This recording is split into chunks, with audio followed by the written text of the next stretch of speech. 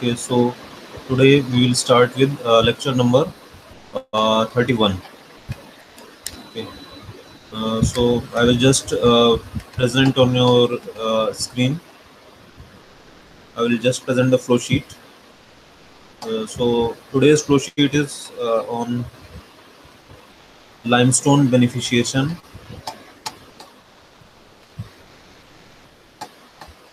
Okay, so you can see the flow sheet. That is page number is 221. Okay, so you can see the flow sheet on your screen and flow sheet ही आप लोग मैं यही request करूंगा आप लोग flow sheet देखते रहा करिए ताकि मैं क्लास में फ्लो शीट से ही समझाता हूँ। प्रोसेस डिस्क्रिप्शन जब मैं बता रहा हूँ उस टाइम आप लोग पूरा फ्लो शीट पे ही देखा करिए। और अभी आपका ये पेज नंबर 221 आप लोग ओपन कर लीजिए।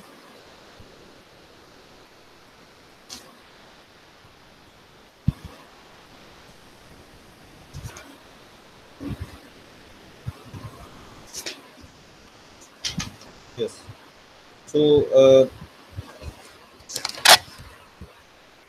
so you can see on your screen this is limestone beneficiation.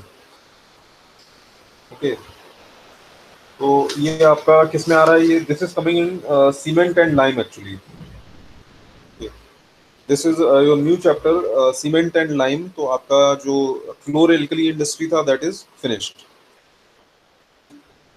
Okay, so till now we have done your sulphur हम लोगों ने स्टार्ट किया था, फिर फॉस्फोरस किया इंडस्ट्रीज, और नाइट्रोजन इंडस्ट्रीज किया, फिर क्लोर एल्कली इंडस्ट्रीज किया। ओके, क्लोर एल्कली इंडस्ट्रीज में आपके दो टॉपिक थे। ओके, सोलवे प्रोसेस था और chlorine caustic soda chlorine electrolytic process. तो ये दो आपके क्लोर एल्कली इंडस्ट्री में दो टॉपिक थे।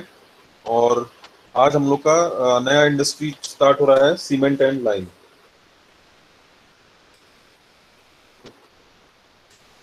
तो आज हम लोग पहले पढ़ेंगे बेनिफिशिएशन के बारे में पढ़ेंगे। और किस बेनिफिशिएशन का मतलब आप लोग क्या होता है पहले ये समझ लीजिए।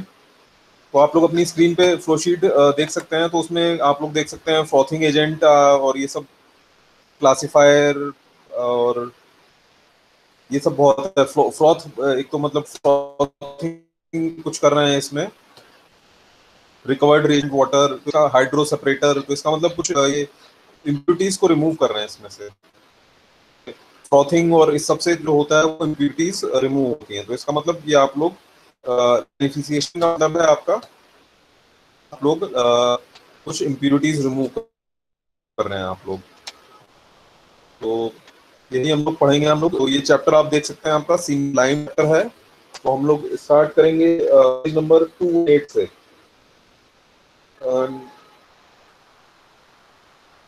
तो ये जो यहाँ पर लाइमस्टोन यूज होता है बेसिकली इस सेक्शन में हम लोग सीमेंट एंड लाइम में लाइमस्टोन यूज करेंगे। और जो होता है वो होता है mostly calcium carbonate, that is CaC3।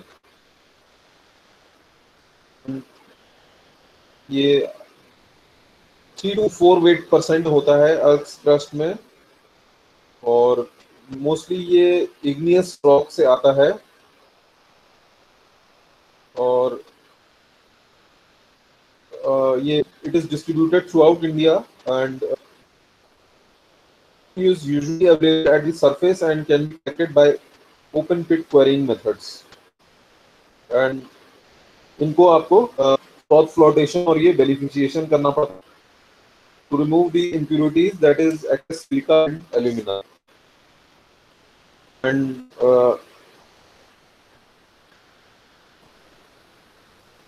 okay, so cement हम लोग स्टार्ट करते हैं। तो ये आप लोगों ने देख लिया, लाइमस्टोन बेसिकली आपका कैल्शियम कार्बोनेट है और उसको आप लोग फ्रॉथ फ्लोटेशन को बेसिकली इंप्यूरिटीज रिमूव करते हैं क्योंकि सिलिका और एल्यूमिना इंप्यूरिटीज होती हैं। तो सीमेंट, तो सीमेंट आपका आप लोग जानते हैं सीमेंट तो ये पाउडर होता है जो कि एक सॉलिड बना लेता है। और उसकी स्ट्रेंथ होती हैं जो कि इम्प्रूव होती हैं एज के साथ। And Portland cement is the most common and Portland cement is defined as finely ground calcium aluminates and silicates of varying composition which hydrate when mixed with water to form a rigid continuous structure with good compressive strength. Okay, तो आप लोगों ने ये compressive strength आप लोगों ने सुना होगा। एक काफी सीमेंट के एडवर्टाइजमेंट आते हैं आपके, तो आप लोग कोई बताएगा कौन कौन से सीमेंट होते हैं, आप लोग ने कौन कौन से एडवर्टाइजमेंट हैं सीमेंट?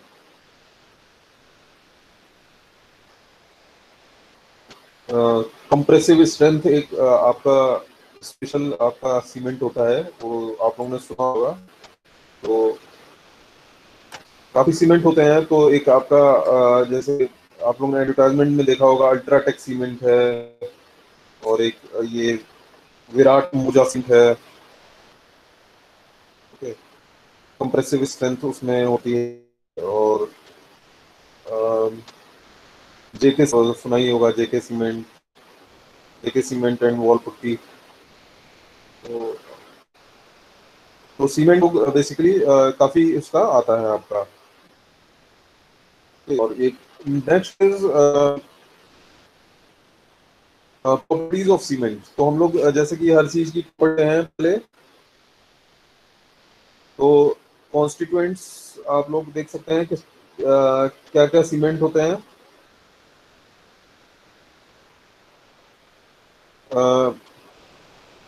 पोर्टलैंड सीमेंट दिया हुआ है और उसका कोड दिया हुआ है। जैसे पोर्टलैंड सीमेंट के कोड दिए हुए हैं C2S, C3S, C3A। जैसे सिलिकेट होता है, और C3S में भी मेजर सिलिकेट होता है, C3A में एल्यूमिना होता है, एल्यूमिनेट होता है, और C4AF में एल्यूमिनेट होता है। तो क्या हुआ, बेसिकली C2S सीमेंट होता है, C3S होता है, और इसी तरह अब आपका हाई एल्यूमिना सीमेंट होता है। हाई एल्यूमिना सीमेंट होता है क्योंकि आपका एल्यूमिना जो होता है, एल्यूमिनेट्स एंड सिलिकेट्स जो होते हैं वो बहुत ही अच्छा आपका स्ट्रक्चर बना लेते हैं। जब वाटर में मिक्स होते हैं तो एक बहुत बन जाता है उनका। तो ये आप देख सकते हैं हाई एल्यूमिना का दिया हुआ है C3A, C2S, C2AS, और हाइड्रोलिक हाइड्रेटेड लाइम दिया हुआ है। ओके, तो उसमें मेनली कैल्शियम हाइड्रोक्साइड दिया हुआ है। तो लाइम का एक सीमेंट है आपका। फिर टाइप्स ऑफ पोर्टलैंड सीमेंट दिए हुए हैं। सीमेंट आपका कॉन्स्टिट्यूएंट्स अलग अलग होते हैं, परसेंटेज ऑफ कॉन्स्टिट्यूएंट्स अलग होता है, रेट ऑफ सेटिंग होता है, अलग होता है।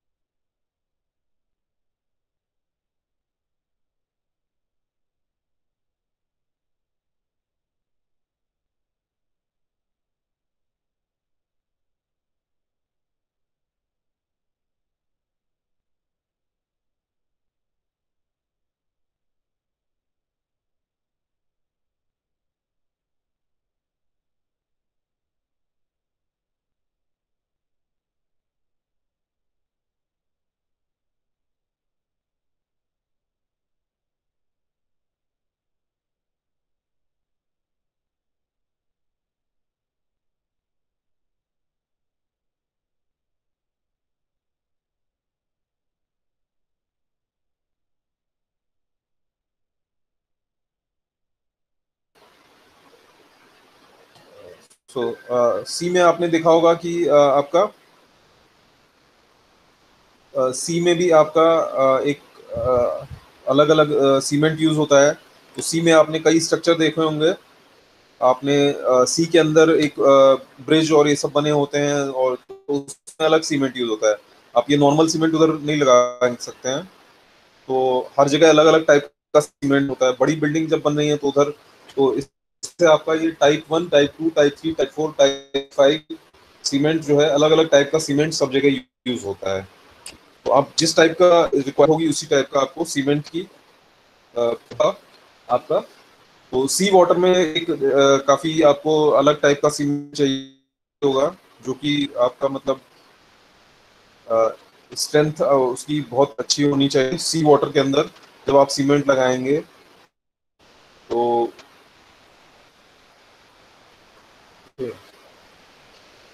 और इसी तरह एक मैसम आप बनाएंगे तो उसके लिए भी आपका अलग अलग सीमेंट आप यूज करते हैं। तो ये आपके 5 हैं। Then of cement are given. Other types of cement है आपका हाई एल्यूमिना और पोजोलोना और हाइड्रोलिक लाइम और मैग्नीशियम ऑक्सीक्लोराइड। तो ये आपके 4 अदर टाइप्स ऑफ सीमेंट दिए हुए हैं आपके। तो हाई एल्यूमिना जो होता है manufactured by fusing limestone and bauxite, और it has super resistance to sea and sulphate waters.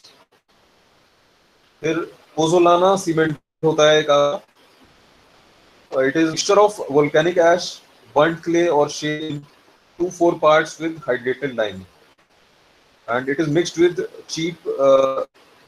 with Portland cement as cheater। और हाइड्रोलिक लाइम होता है एक आपका, और used only for brick mortar composition, low price and strength। और एक आपका मैग्नीशियम ऑक्सीक्लोराइड होता है, उसमें मैग्नीशियम आप देख सकते हैं, मैग्नीशियम और होता है उसमें MgCl2 होता है। तो उसका हाई स्ट्रेंथ होता है, स्पार्क प्रूफ होता है, वियर रेजिस्टेंस होता है, हाई बॉन्डिंग स्ट्रेंथ होता है। ओके, और it is used in forming indoor construction material only fair resistance to water. Okay, ये आपका अलग दूसरे सीमेंट है apart from the type Portland cement, we other types of cement also. Then relative compressive strength characteristics. Cement, when mixed with other ingredients such as sand and gravel, is used for structural purposes under compressive loading, since it has very poor tensile strength।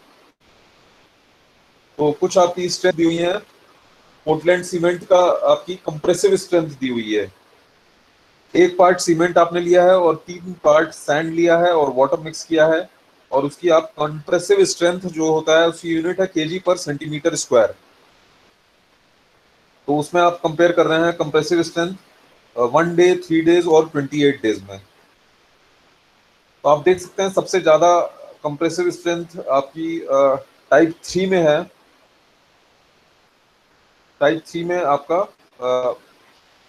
बहुत ही high compressive strength होती है type 3 में।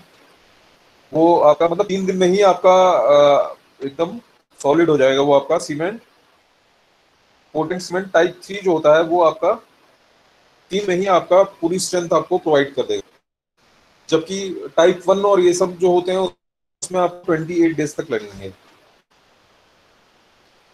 और एल्यूमिनस एक दिया हुआ है आपको। ओके, और आप हाइड्रेटेड लाइम का भी दिया हुआ है, सबकी कंप्रेसिव स्ट्रेंथ के लिए केजी पर centimetre square. Then this cement industry, तो बेसिकली चाइना, जापान और यूनाइटेड स्टेट्स के बाद जो होता है वो इंडिया का है नंबर। तो basically China, Japan and US are the leaders in cement producing countries, and fourth number is India। और सीमेंट इंडस्ट्री आपका जो 90 1914 में जो है आपका इंडिया में स्टार्ट हुआ था पोरबंदर में। तो वहां पर एक सीमेंट पैक हुआ था। एंड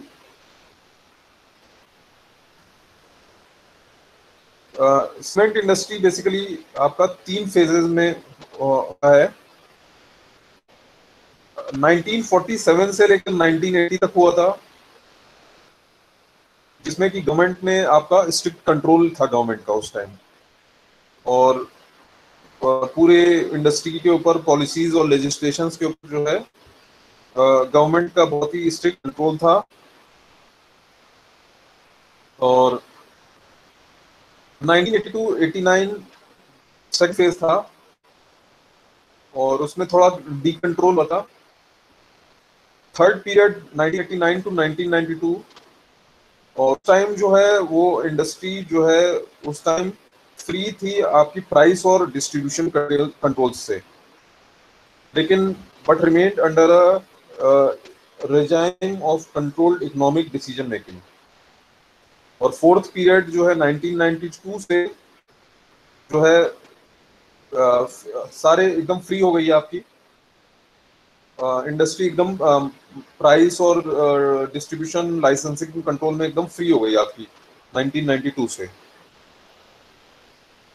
और लेकिन फिर भी आपको कुछ रिफॉर्म्स प्रोसेस थे आपके। तो 1995 से आपका फिफ्थ पीरियड चालू हुआ, और उस टाइम एकदम फ्री मार्केट हो जाएगा, हो गया आपका।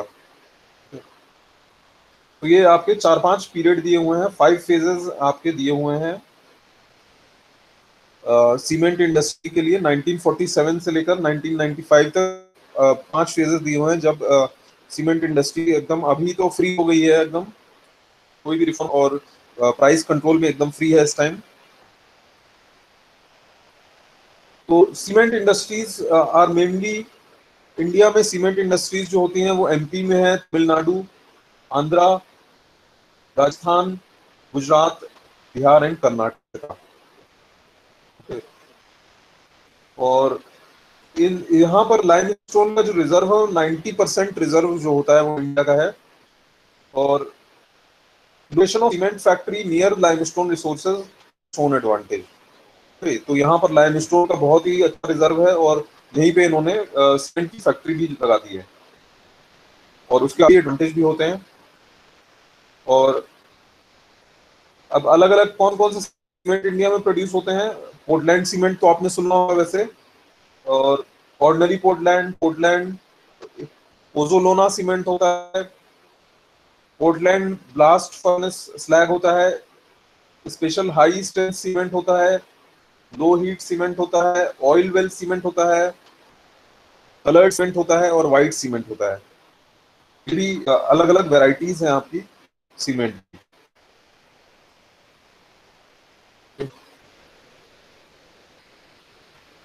तो ये बेसिकली आपने हिस्ट्री पढ़ ली सीमेंट इंडस्ट्री की, तो किस तरह से सीमेंट इंडस्ट्री आपकी डेवलप हुई है आपकी। और 1947 से, लेकिन स्ट्रक्चर्स तो पहले भी बनते थे आपके, ये कुतुब मीनार और ये सब, ताजमहल भी आपका, तो ये तो 1947 से पहले ही बनाया गया है। तो इसका मतलब इंडिया में आपका सीमेंट का डेवलपमेंट मेरे ख्याल से 1914 से पहले से भी हो रहा होगा, क्योंकि ये सब पुरानी बिल्डिंग्स जितनी हैं ये दिल्ली, लखनऊ जितनी आपकी बिल्डिंग्स हैं वो तो काफी स्ट्रॉन्ग स्ट्रक्चर्स हैं। ठीक है? और उसमें जो सीमेंट हो सकता है वो मतलब काफी भी इतना उतना स्ट्रॉन्ग सीमेंट ना बना पाए मेरे ख्याल से। तो और उस क्वालिटी का सीमेंट मेरे ख्याल से पता नहीं अभी भी बना पाएंगे कि नहीं। तो पहले की जो बिल्डिंग्स है उसमें जो सीमेंट यूज होता है, तो उसका अपना अलग ही मेरे ख्याल से आपको अगर पढ़ना है तो दैट इज अनदर चैप्टर। तो वो आपके सिलेबस में नहीं है, लेकिन आप लोग अगर चाहें तो आप लोग देख सकते हैं कि कुतुब मीनार में कौन सा सीमेंट लगा है, और ये सब आप देख सकते हैं अगर आपको इंटरेस्ट है, लेकिन आपके सिलेबस में नहीं है वो सब। और तो आप देख सकते हैं कि की कंप्रेसिव स्ट्रेंथ कितनी है, और आपकी ओल्ड बिल्डिंग्स में कौन सा सीमेंट यूज हुआ, और ताजमहल में कौन सा सीमेंट यूज हुआ, तो ये आपका दैट इज अनदर थिंग, और that is not part of your curriculum. तो नेक्स्ट आपका मेथड्स ऑफ प्रोडक्शन। तो हम लोग जैसे मैंने बताया कि हम लोग पहले आज हम लोग बेनिफिशिएशन करेंगे। लेक्चर 3 में हम लोग कैसे बेनिफिशिएशन करते हैं, सीमेंट रॉक बेनिफिशिएशन। और नेक्स्ट क्लास में हम लोग पढ़ेंगे पोर्टलैंड सीमेंट प्रोडक्शन। तो आज हम लोग पहले बेनिफिशिएशन पढ़ेंगे। तो बेनिफिशिएशन मतलब मैंने क्या बताया आपको, इम्प्यूरिटी रिमूव होती है। बेसिकली आप देख सकते हैं कि आपका फ्रॉथ है, और ये सब फ्रॉथ फ्लोटेशन से आपकी इम्प्यूरिटीज, एल्यूमिना से और ये सब कुछ इम्प्यूरिटीज आपकी रिमूव कर जाती हैं। Excess silica and alumina, excess excess में एल्यूमिना और सिलिका होता है, उसको रिमूव किया जाता है। तो much of the available limestone has too high silica and iron content for direct use in cement manufacture। तो आपका जो लोकली अवेलेबल लाइमस्टोन होता है उसमें बहुत हाई सिलिका और आयरन होता है। तो इन जो होता है रिमूव करना पड़ता है आपका बेनिफिशिएशन मेथड से। ड्रेसिंग ओ ड्रेसिंग भी इसको, या बेनिफिशिएशन कहते हैं इसको। Methods which are based on fluid mechanics and adsorption। तो ये जो आपके बेनिफिशिएशन मेथड्स हैं, these are based on fluid mechanics and adsorption। तो अब फ्लो शीट आप लोग देख सकते हैं अपनी स्क्रीन पे। अब पूरा काम फ्लो शीट से ही होगा। फ्लो शीट नंबर आपकी ये 2K1 है, और पेज नंबर 221 का पूरा काम फ्लो शीट से ही होगा। तो क्वांटिटेटिव रिक्वायरमेंट आप देख सकते हैं, 1 ton of low grade limestone, water 2 to 3 tons, reagents and electricity. तो बेसिकली वाटर चाहिए आपको, रिएजेंट्स चाहिए, इलेक्ट्रिसिटी चाहिए, और प्लांट कैपेसिटी है 300 to 1000 टन्स पर डे। तो ये सब आपको लिखना होगा आपको एग्जाम में। और प्रोसेस डिस्क्रिप्शन, तो अब आप लोग पूरा फ्लोशीट पे ही देखिएगा इस टाइम। पेज नंबर 221 अगर आप लोग के हाथ में है तो आप लोग फ्लोशीट देख सकते हैं, और बाकी अपनी स्क्रीन पे देख लीजिए आप लोग फ्लोशीट। तो प्रोसेस डिस्क्रिप्शन, तो आप लोग देख सकते हैं कि काफी मतलब ओर ड्रेसिंग हो रही है आपकी, ओर को जो है आप लोग इम्प्यूरिटीज रिमूव कर रहे हैं बहुत सारे प्रोसेसेस से। बेसिकली इम्प्यूरिटीज रिमूव हो रही है फ्रॉथ फ्लोटेशन से, और आप लोग काफी क्लासिफायर यूज कर रहे हैं, और पल्वराइजर यूज कर रहे हैं, और अब आपका रीसर्कुलेशन और ये सब बहुत हो रहा है आपका। ओके, तो फाइनली आपका बेनिफिशिएटेड मिल रहा है रोटरी किल्न। और आपके 3 टाइप दिए हुए हैं, 1 2 3, heater cell, enriching cell and stripping cell. तो ये हम लोग पढ़ते हैं अभी प्रोसेस डिस्क्रिप्शन में क्या क्या है आपका। तो the operations are, process description हम लोग पढ़ते हैं अभी। Operations are grinding, classification, rotation and thickening. Grinding करते हैं हम लोग, फिर क्लासिफिकेशन, और क्लासिफिकेशन मतलब साइज के बेसिस पर हम लोग उसको रिसाइकिल करते हैं कि कुछ पार्टिकल बड़े हैं कि छोटे हैं, इसको क्लासिफिकेशन है। फ्लोटेशन और थिकनिंग। ओके, थिकनिंग मतलब हम लोग उसको थिक करते हैं, और फ्लोटेशन मतलब आपका जो कुछ इम्प्यूरिटीज हैं वो हम लोग फ्रॉथ बना के फ्लोटेशन से रिमूव करते हैं। तो ये आपके ऑपरेशंस हैं। फिर हम लोग पढ़ते हैं रॉक इज वेट ग्राउंड। अब आप लोग पूरा फिश देख रहिए। रॉक इज वेट ग्राउंड, तो हम लोग लाइमस्टोन रॉक है आपका, दैट इज CaCO3, और वहां पर that is fed to hydro separator.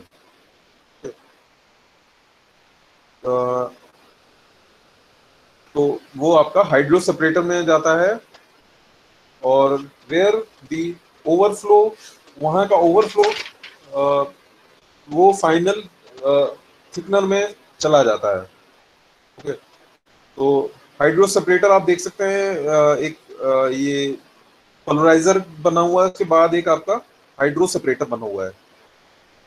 तो हाइड्रो सेपरेटर से हम लोग डायरेक्टली जो है फाइनल प्रोडक्ट ले लेते हैं, जो आपका सेटिस्फैक्टरी क्वालिटी का होता है।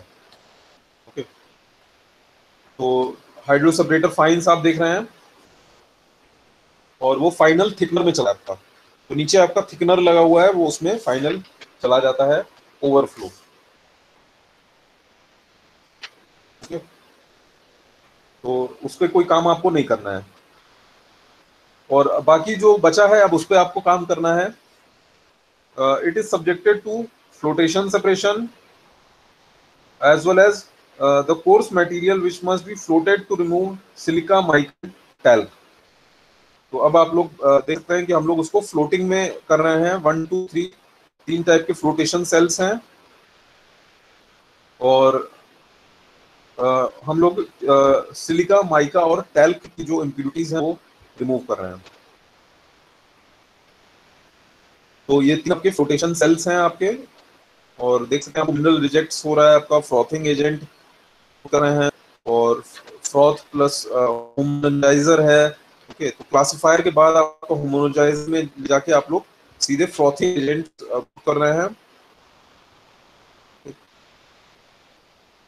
Flotation is based on the ability of a collecting agent to wet certain minerals, causing these to be entrained in air froth, which rises to the surface, and the overflow of flotation cell into the thickener cascade।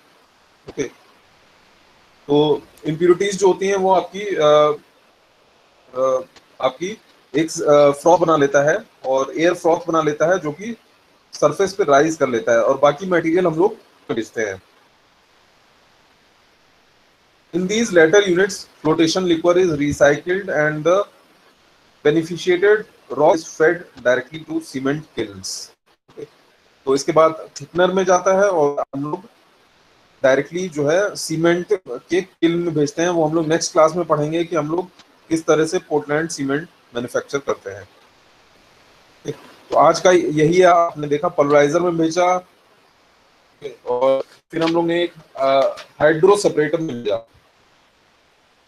Hydro separator में भेजा, एक में भेजा, और homogeniser में भेजा, और frothing agents डाले हम लोग ने, और फ्रॉथ और फ्लोट को हम लोग ने थिकनर में, थिकनर की कास्केड यूनिट्स हैं ये आपकी। ओके, तो दो थिकनर लगे हुए हैं आपके लाइन से, that is your cascade unit of thickener. Okay, और आप देख सकते हैं काफी इसमें रिसाइकिल हो रहा है।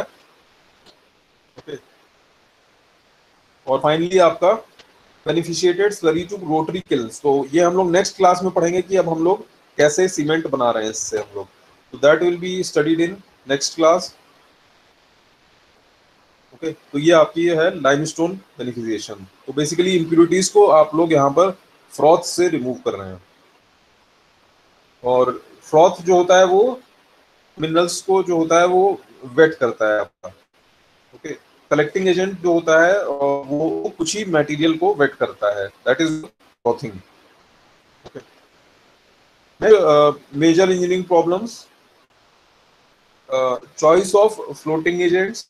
फ्लोटिंग एजेंट क्या लेना है आपको, और for selective wetting. OS type जो होता है फ्लोटिंग एजेंट होता है वो होता है ओलेइक एसिड। तो सबसे पुराना आपका वेटिंग एजेंट होता है ओलेइक एसिड, और 200 ग्राम पर होता है। और अब नए आ गए हैं काफी डिटर्जेंट्स, और उनकी सेलेक्टिविटी और बेटर होती है, और तो ये आपका ओल्डेस्ट टाइप जो है वो आपका ओलेइक एसिड है, और नए अभी आ गए हैं कि सेलेक्टिविटी और कंजम्पशन भी कम है, आपका सेलेक्टिविटी बेटर है और कंजम्पशन कम है। तो ये मेजर इंजीनियरिंग प्रॉब्लम में आ रहा है, चॉइस ऑफ फ्लोटेशन एजेंट। तो आपसे पूछा जाए कि फ्लोटेशन एजेंट बताइए, तो आप बता सकते होता है एक आपका ओडेस type grinding. Second measuring problem is grinding. मतलब optimising particle size range with power input. तो ये आपका पार्टिकल साइज की दैट इज योर ग्राइंडिंग। तो ये भी आपका मेजर इंजीनियरिंग प्रॉब्लम में आ रहा है। तो ये आपने देखा। और ये आपका है सीमेंट रॉक बेनिफिशियरिएशन। और नेक्स्ट क्लास में हम लोग पढ़ेंगे पोर्टलैंड सीमेंट प्रोडक्शन। तो हम लोग ने आज हिस्ट्री पढ़ी है और टाइप्स पढ़े हैं। टाइप्स ऑफ पोर्टलैंड सीमेंट पढ़ा है, अदर टाइप्स ऑफ सीमेंट पढ़ा है, और सीमेंट इन लाइन में चल रहा है, और ये कंप्रेसिव स्ट्रेंथ देखी हम लोगों ने सबकी, और हिस्ट्री आप लोगों ने देखा, और फिर हम लोगों ने बेनिफिशिएशन करा। तो ये आपकी फ्लोशीट में आपको पूरा अंडरस्टैंडिंग होनी चाहिए। और ये फाइनली आप लोग का मटेरियल पूरा थिकनर में जा रहा है। थिकनर से फिर आपका कि इससे कैसे पोर्टलैंड सीमेंट बनाया जाएगा ये हम लोग इस क्लास में देखेंगे।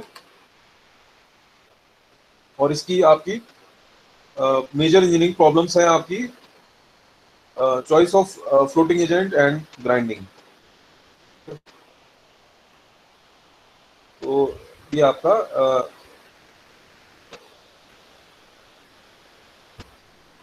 फाइनली आपका ये हो गया। और हम लोग नेक्स्ट क्लास में पढ़ेंगे Portland cement production. So this much is there for lecture number 31.